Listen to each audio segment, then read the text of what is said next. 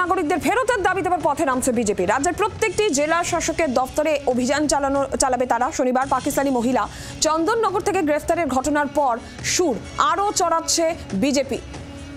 প্রত্যেক পাক নাগরিককে ফেরত পাঠাতে হবে, এই দাবি নিয়েই বিজেপির কর্মসূচি। রাজ্যের প্রতিটি জেলা শাসকের দপ্তর অভিযান কর্মসূচি বিজেপির। বিস্তারিত জানাবেন মৌমিতা চক্রবর্তী, রয়েছেন টেলিফোন লাইনের প্রতিনিধি। মৌমিতা, কি জানা যাচ্ছে এই কর্মসূচি নিয়ে, বিজেপির কি বক্তব্য তাদের?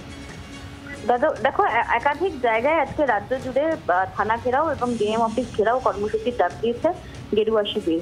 পাকিস্তানি নাগরিকদের দেশ ছাড়া করতে হবে, তাদের ফেরাতে হবে, সেই লক্ষ্যে কিন্তু তাদের আজকে এই ডাক এবং এই কর্মসূচি তারা আজকে দিনভর চালাবেন।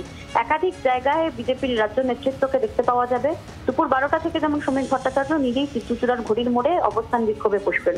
অন্যদিকে অগ্নিমিত্রা পাল, লকেট চট্টোপাধ্যায়, এমনকি রাজ্য সভাপতি বিজেপির সুকান্ত মজুমদার তিনিও ডিসি সেন্ট্রালের অফিসে ঘেরাও করবেন, ধর্নায় বসবেন। আলিপুর ডিএম অফিসের সামনেও অভিযান কর্মসূচি রয়েছে।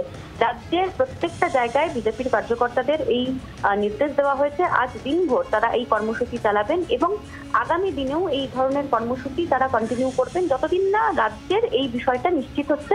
কারণ দেশ জুড়ে বিভিন্ন রাজ্য থেকে ইতিমধ্যেই পাকিস্তানি নাগরিক তাড়ানোর ব্যবস্থা শুরু হয়ে গিয়েছে।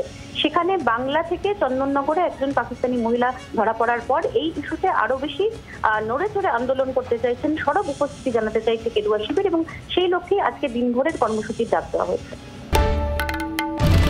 বাংলার আওয়াজ, বাঙালির আবেগ, জি 24 ঘন্টা।